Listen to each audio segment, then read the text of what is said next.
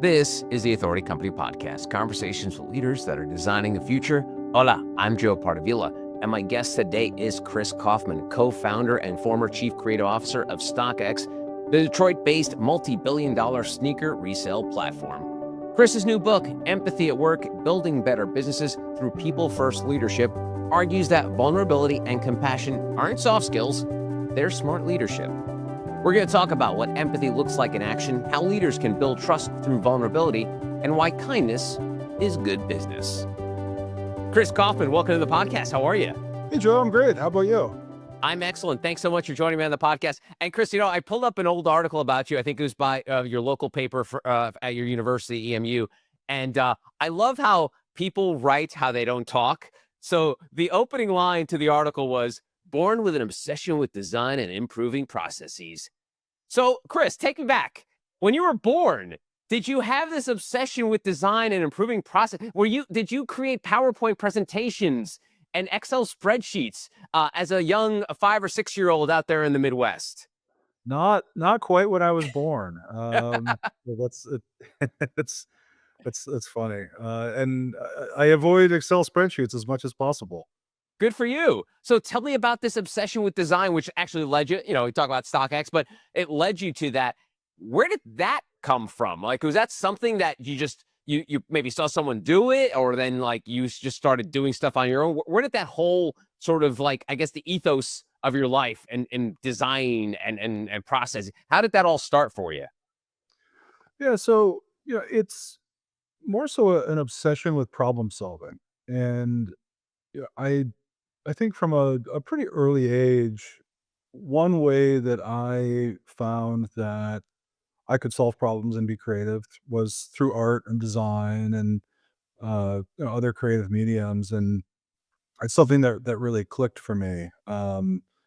And as I got older, I was in high school in the '90s, and um, the internet had just become a thing, and computer-based design software was just really starting to take off. And I started kind of tinkering with that stuff and absolutely loved it. And over time, I really learned that design as a problem solving medium applies to communication. It solves business problems.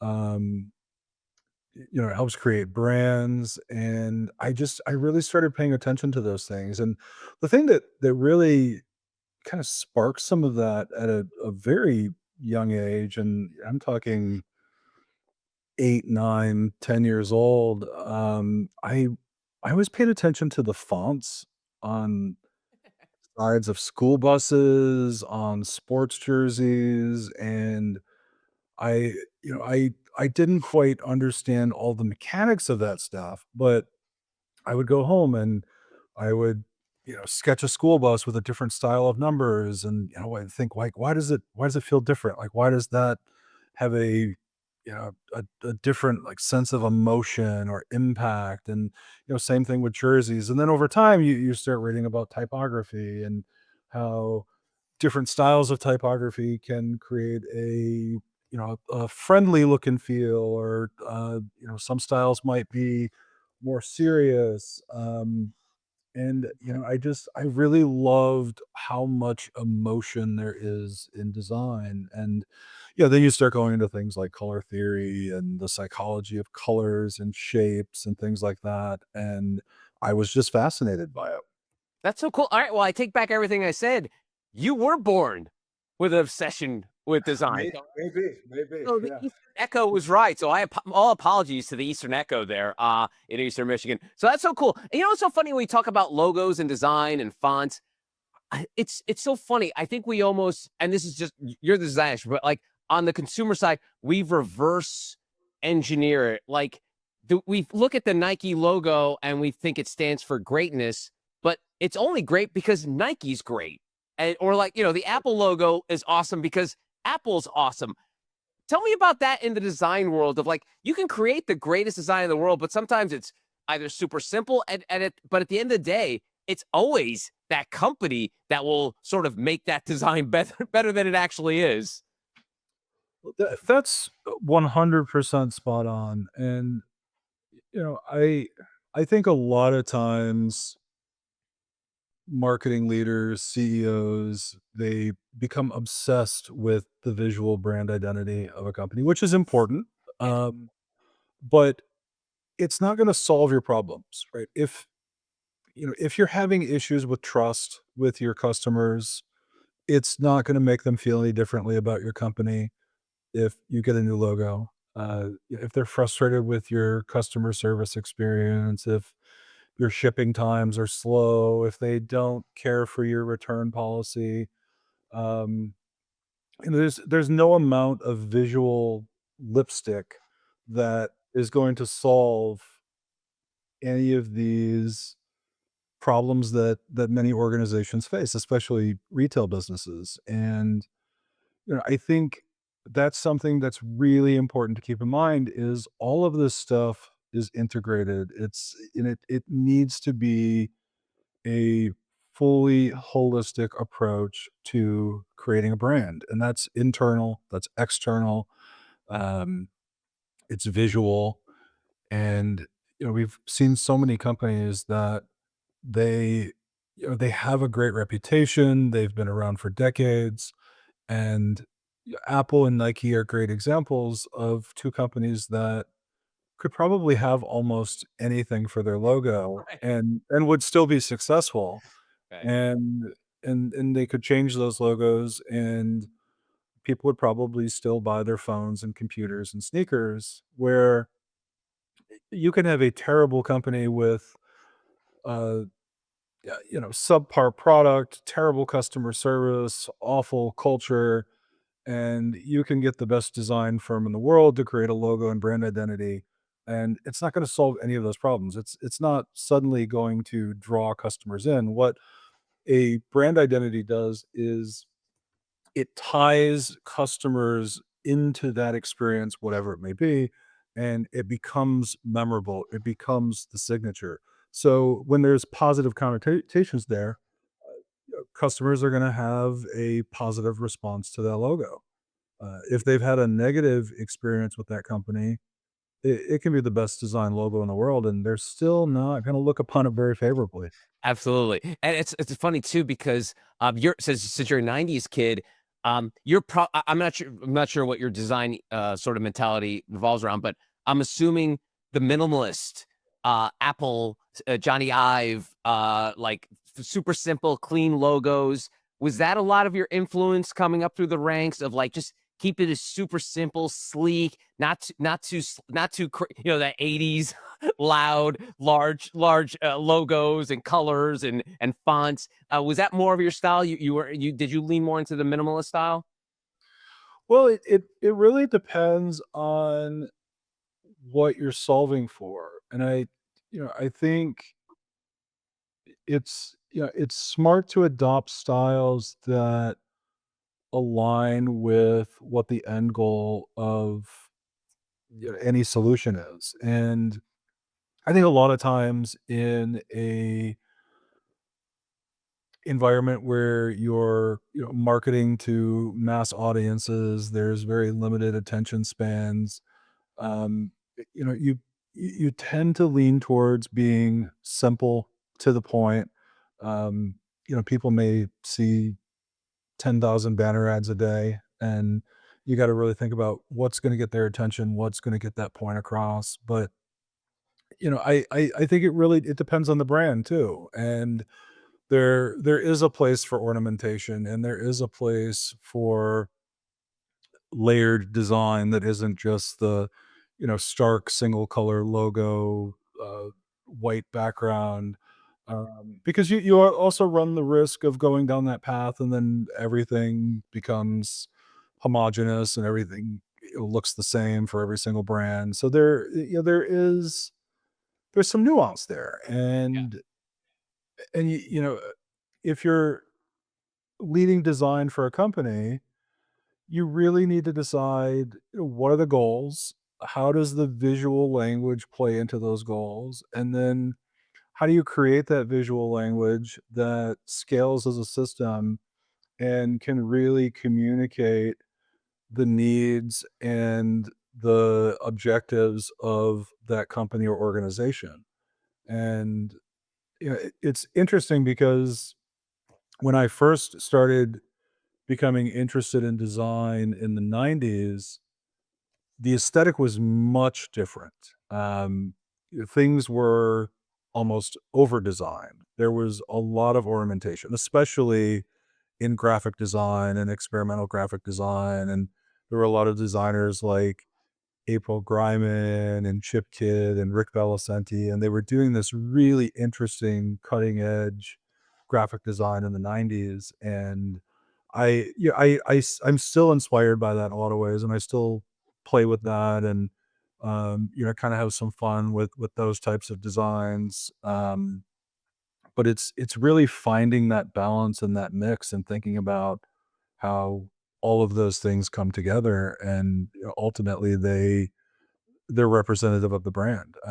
If you look at most luxury brands, there's far less restraint. You're going to find a lot more color, texture, pattern. Things tend to be a little busier because you're thinking about the audience. And if you're Gucci or Prada, your audience is much different than mass marketing an iPhone, and your message is much different. And in a lot of those cases, you have some kind of equity built in already. You have some kind of understanding of the brand, and the pitch is often much different depending on the product or the brand.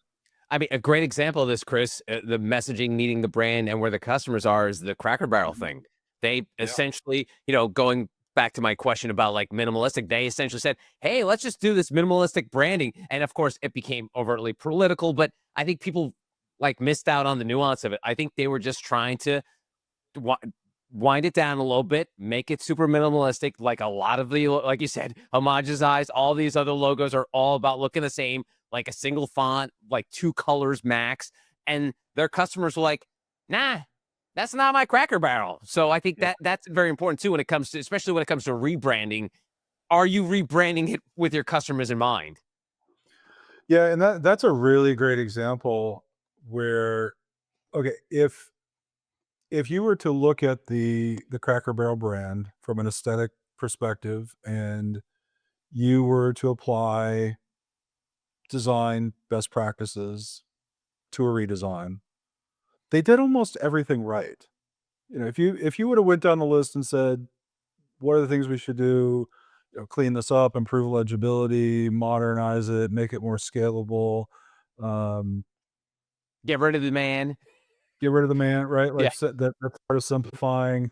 Tighten up the colors, modernize the colors, uh, modernize the interior design of the spaces. They did all of those things, and they did things that consumers typically gravitate towards. Now, the problem is when you apply a broad brush approach to a brand that has a lot of equity and you're not listening to the customers, you run the risk of the kind of fallout that happened from that switch. And I think, what they probably learned was it is not a one size fits all approach to branding or visual identities or logos.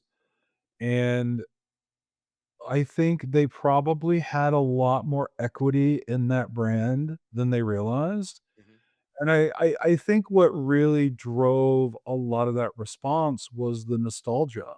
And, you know, most people have some kind of experience or memory of Cracker Barrel, and, a lot of that involves, what they call themselves the old country store, Yep. and it's the brown tile floors and the worn wooden walls and the tchotchkes and the pictures, and and it's an experience for people. And I think what brands sometimes underestimate is the amount of emotional investment in capital that exists in their brand. And this was a perfect example where people felt like something was being taken away from them, whether that was, remembering dinners with their grandparents when they were younger, or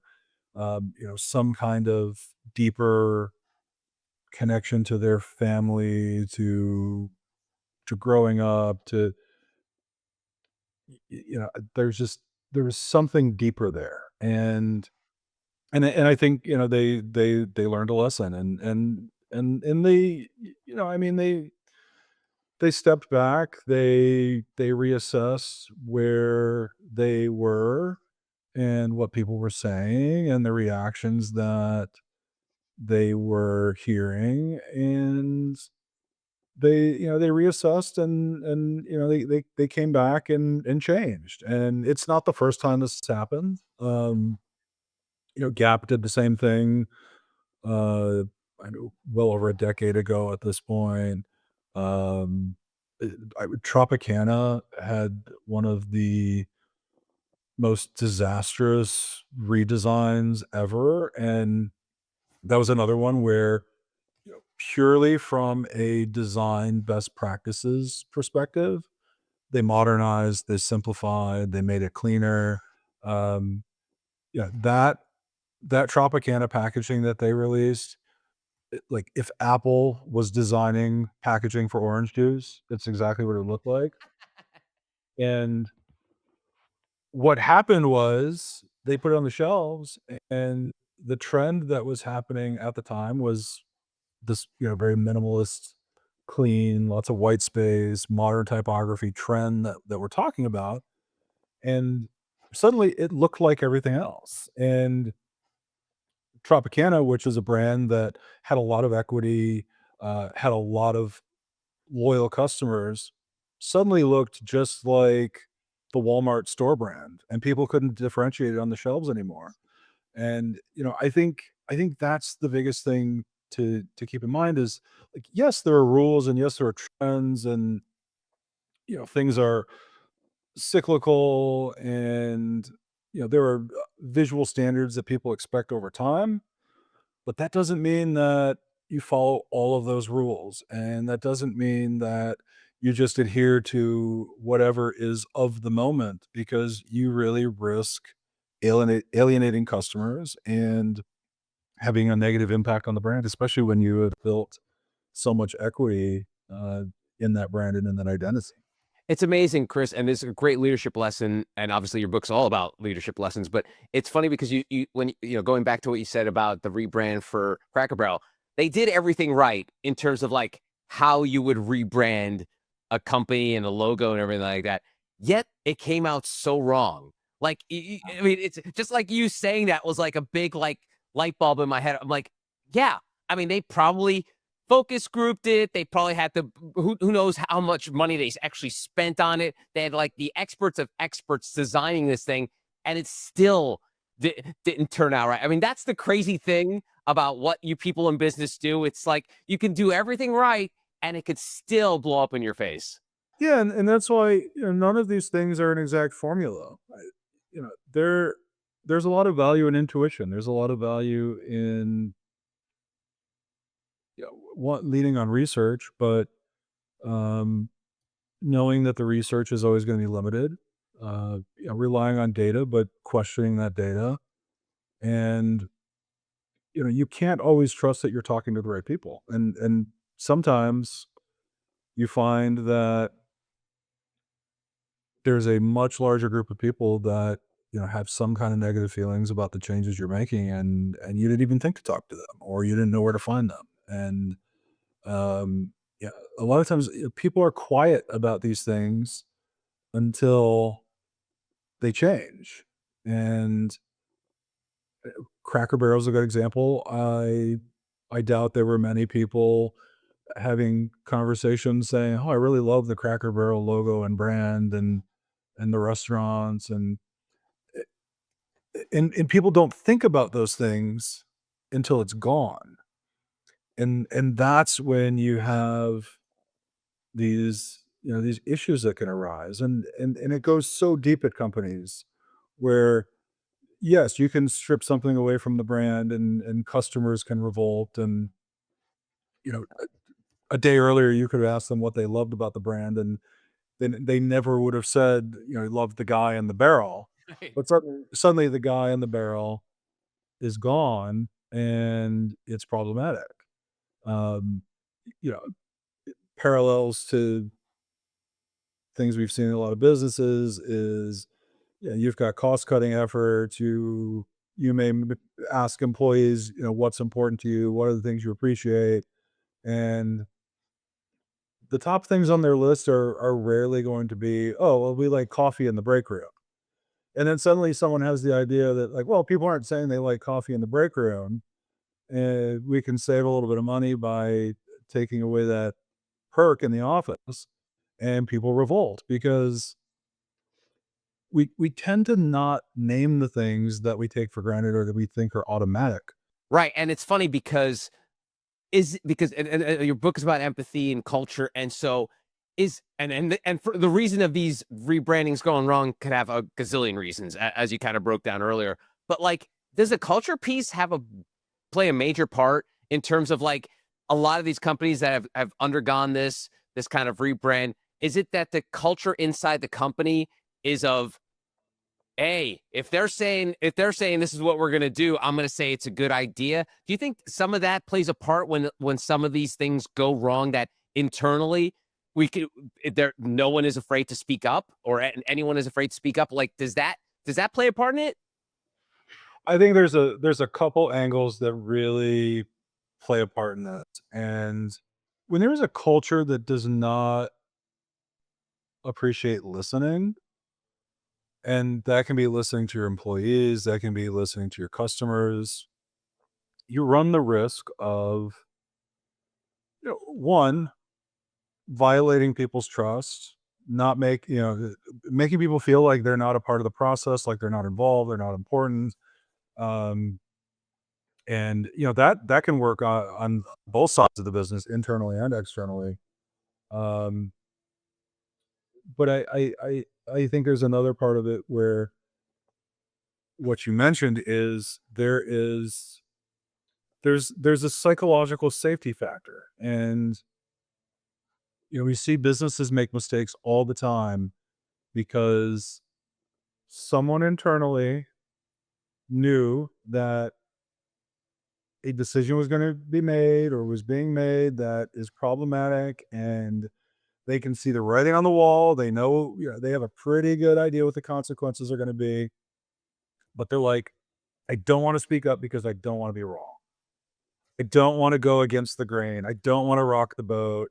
Um, Somebody with a more senior title than me is championing this idea, and I am afraid to be the one to push back against them. And we see that all the time. And if you're not building a culture where, you know, it is ingrained in the way people operate to say, we don't put weight on titles. We don't put weight on whose idea it is. If it's a good idea, it's a good idea.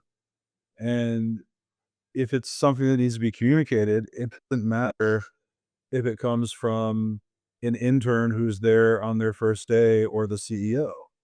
And I think that's one of those things that is really, really important when we talk about empathy. It is empathizing with multiple perspectives, multiple viewpoints, and realizing that we're all biased. We're all products of our own experiences, and we are largely blind to the things that happen outside of our bubble.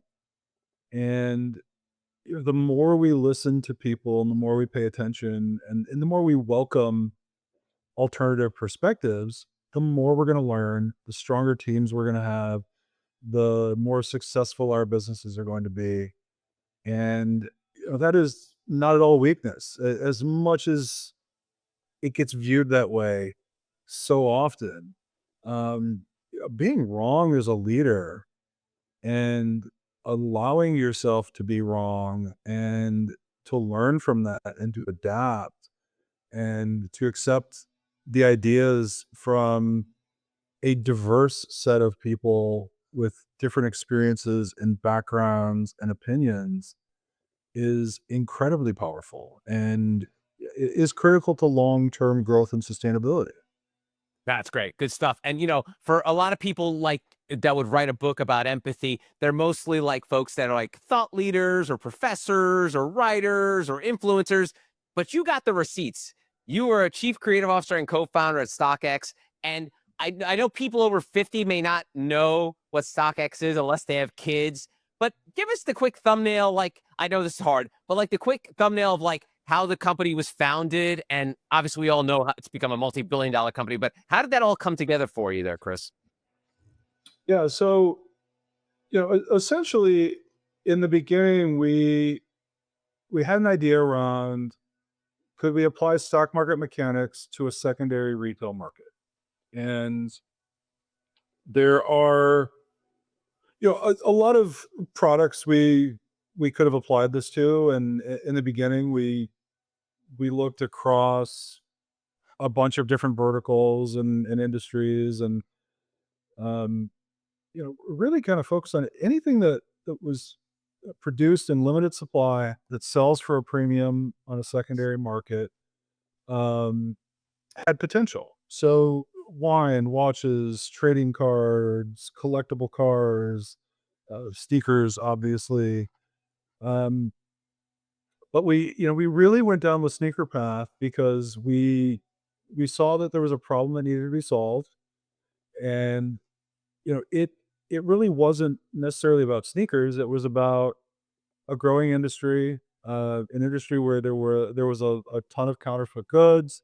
There wasn't price transparency, and the premise behind StockX was looking at things like, if you're buying a stock on the stock market, there's price transparency.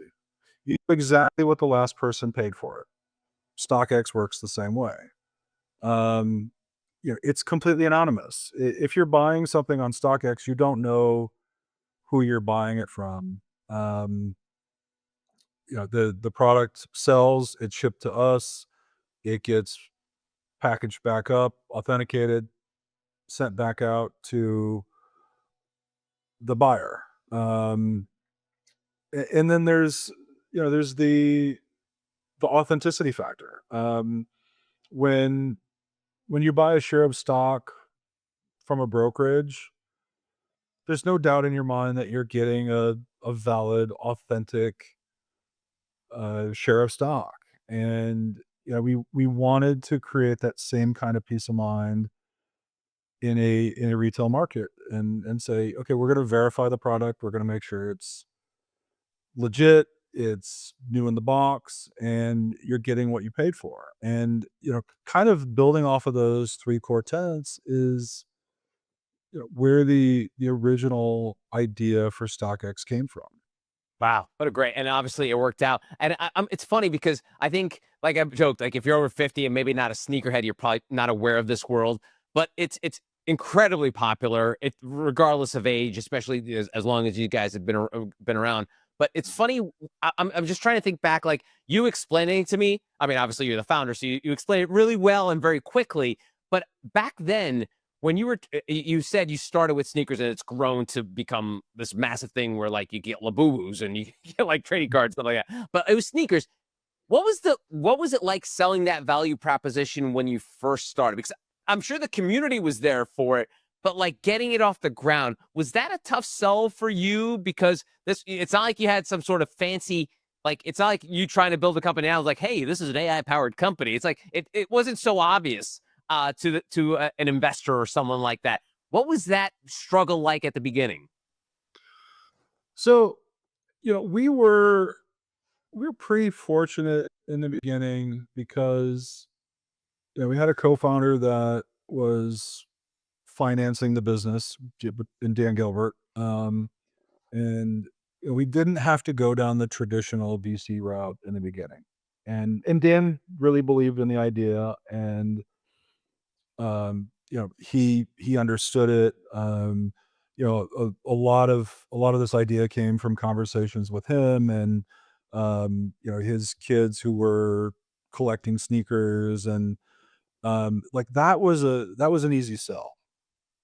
And in the beginning, he probably bought into it more than we did. I think there were moments where like, are we really gonna build like a sneaker marketplace? Is this thing gonna work? Um, Now the customer perspective, that was interesting because we were designing a platform, leveraging stock market mechanics, trying to do it in a way where people would get the price transparency that they need. They're receiving the data that they need to make intelligent buying and selling decisions. Um, but to do it in a way where all of that data and all of those mechanics weren't interfering with the the buying experience. Mm. Where, most e-commerce sites you go on and there's a buy button and you buy, and you put it in your cart and you check out. StockX has a lot of data that you can really comb through, and um it's hard to display that in a way where it's it's not distracting and it's not creating friction. And we were really thoughtful about that. And there were things that we did that worked, and there were things that didn't work, and things that over time we learned were getting in the way and slowing people down. And ultimately, early on, I think if it was a different kind of product, we would have had a much harder time kind of getting it up off the ground and getting that traction. But because we had such a passionate customer base, what we discovered was even when we made UI and UX Mhm. errors and missteps, people were so motivated to get the shoes that they couldn't find elsewhere, that they found a way around those obstacles, and they got around that friction. They found a way to buy the things that they wanted to buy. And still feel very fortunate for those customers. And we've done endless amounts of testing and research and interviews over the years, and have a pretty good idea of what the experience needs to be for most people. And but yeah, in the beginning we were just so fortunate to have people that were just so hungry to get their hands on whatever the product was that they were passionate about. And I was like, don't get in the way of a motivated sneakerhead, because Yeah. they will find a way to get what they're looking for. I'm sure a lot of these sneakerheads, Chris, too, will probably appreciate it. Like you mentioned, the transparency of it, but almost, I know the word regulation kind of feels like a negative, but you almost regulated the market where people knew exactly what Sneaker X was going for. It wasn't someone just pulling a number out of the sky and be like, hey, this sneaker's worth $10,000, take or leave it. Now, all of a sudden, people are like, no, it's not. I see that the lasso was sold for $1,000, so I know it's not $10,000. So I'm sure the consumers really, really appreciate that, where you guys sort of become the Kelly Blue Book of sneakers, and now much more than that. Well, and I mean, the buyers have always appreciated that, and it's democratized that market in a Yep. way, and it really provided that data and transparency that people weren't receiving. Um, in the early days, and this is over a decade ago at this point, but the the sellers, or at least some of the sellers, were not happy about it, because they were able to set prices that they decided on. There wasn't necessarily a lot of market data supporting it. They they were very profitable for them, and by exposing that and making all the data transparent, it really disrupted some sellers' businesses. And there was definitely some tension there in the beginning, and, we would get feedback that sellers didn't like that, they like setting their own prices, which, you can still set your own prices, it just doesn't mean that someone's necessarily gonna buy it for that. Right. Um, but, what changed over time was the the density that we built on the platform, and, we've got millions of users. um Sellers no longer had to go out and find those people. They could list anything in their inventory on StockX, and for the most part, there was a buyer ready to make a purchase. And it was really about finding the right price where the bid and the ask would match, and the transaction would go through. And then, we became really focused on the seller experience over time, and, built out seller dashboards and order management tools and inventory management tools, and created a really robust experience for sellers to manage their businesses. And I think one of the coolest things about StockX is the people who are doing business on StockX on a daily basis, and they're buying and selling, and um, many of them running very successful businesses through the platform. They have made way more money off of StockX than anybody who has actually been involved in starting StockX or working at StockX. And I think that's like such a cool thing is um, there's been all these opportunities for people to create wealth and make a living and build a business, and it all lives on the platform. And some people do really well. I mean, we have sellers that do millions of dollars in business, and Wow. it's so incredible. Awesome. And all that experience led to you to have an incredible career, write this book, Empathy at Work. And Chris, I have this running joke that it took a global pandemic for people to learn empathy. Like they were like, wait, what is that? Oh, you mean I should be nice to the people that work here, or I should treat everyone the same?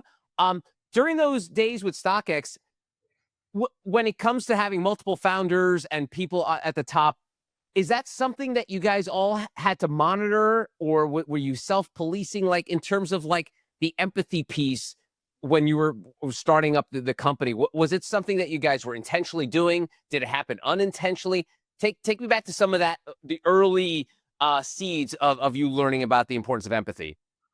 Well, when you're an early stage startup, it is chaos, and it is really easy to lose sight of some of those things because you're focused on moving as quickly as possible, getting as much done as possible.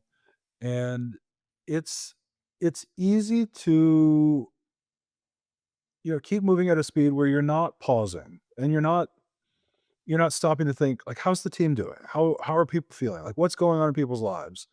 Um, are there ways that we're running the business that are negatively impacting people? Are there things that we could do better that would make people happier and healthier and feel safer at work, and um, also continue to move the business forward in a productive way and create long-term sustainability, and, decrease attrition, and, keep us in a spot where the people that we've invested in and we've hired and we've trained, feel a sense of belonging and a sense of purpose and want to be here for a long time. And like that's super valuable to a business. And I think, in the early days, you don't necessarily have those things down on paper. You haven't necessarily created a mission and vision and formalized values, but some of it is you're doing the things that feel right to you. You're doing the things that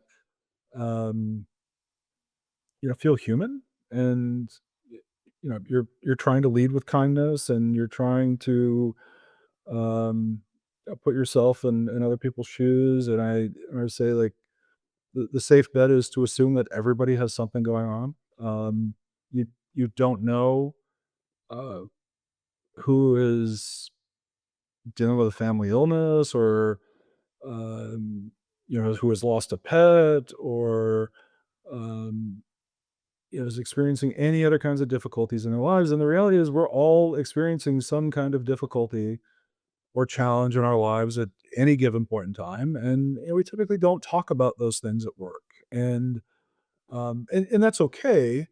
But it's also important to lead through the lens where you're making the assumption that people probably have things going on, and um the worst thing that happens is you're extra kind to somebody who was having a perfectly fine day to begin with, and that's great too. And I would say when you're early on, it's easy to make missteps, and I think it's really important to start a business with people that one, are gonna check you when, we do something where you could maybe do better, and just as importantly, that, you're working on a business with people that are gonna be receptive when you need to check them. And in the beginning, when you're doing those things and you're small and you're scrappy and,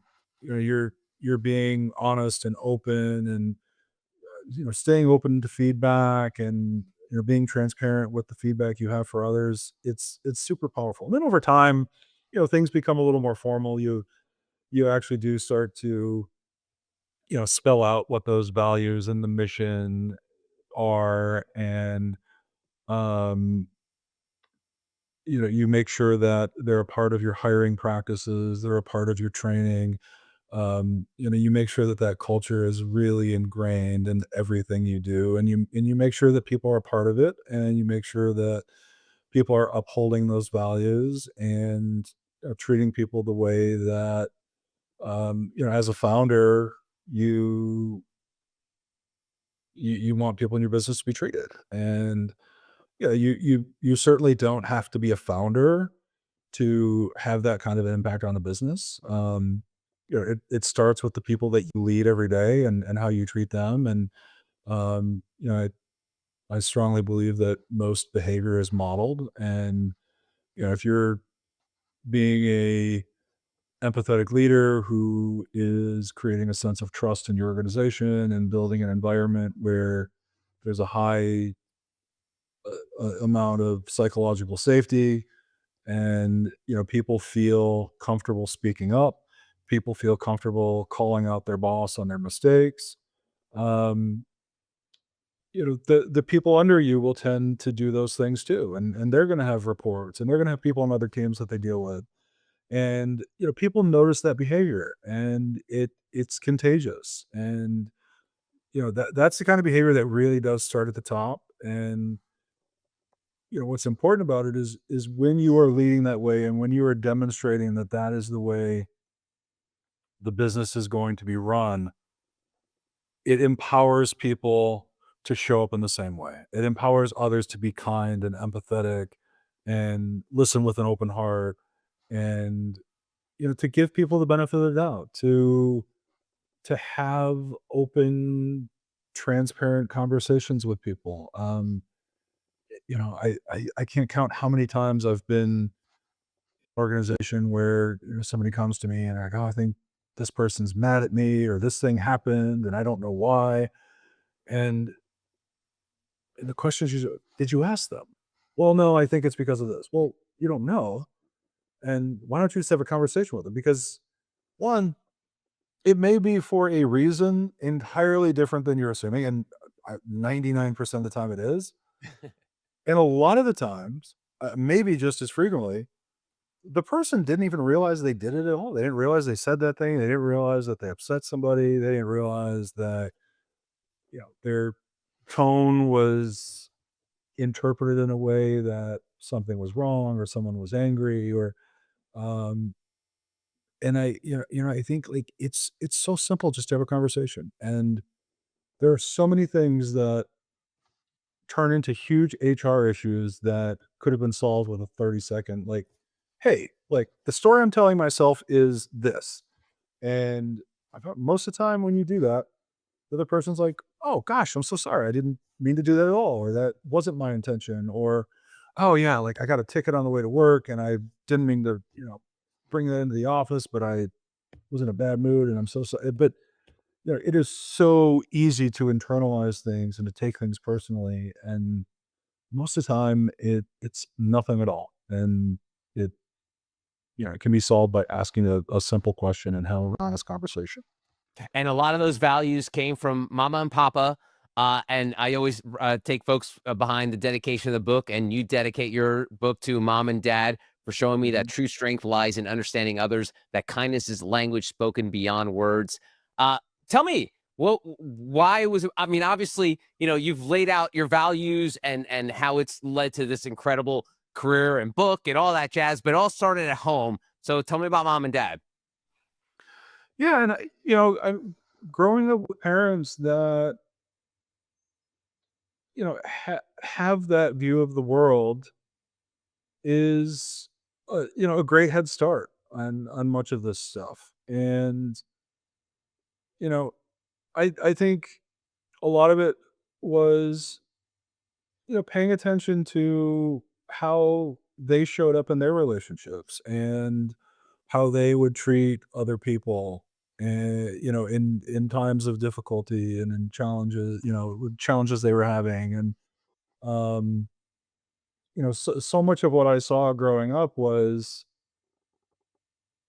looking after people who were in a difficult situation, needed a helping hand. And not once did I ever hear somebody say, "What do I get out of this?" Or "What's this gonna cost me?" Never any hesitation. If someone was in need, there was always help there. And, I would say same thing for me. I never found myself in a position where there wasn't someone there for me if I was in a position where I needed help, or someone to listen, or just really needed someone to understand. And it's really powerful. And it's interesting how being in an environment where people are always looking for ways to help others, um, it sticks with you, and it's ingrained in you. And it really helps shape your worldview. It shapes your leadership style, and it really just shapes the way that you wake up in the morning, you think about the world, and you show up, um, and how you treat people. You can read all about it in Empathy at Work, Building Better Businesses Through People First Leadership. His name is Chris Kaufman. Chris, thanks so much for the time. I really appreciate it. Thanks, Joe. I appreciate it. It's great being here.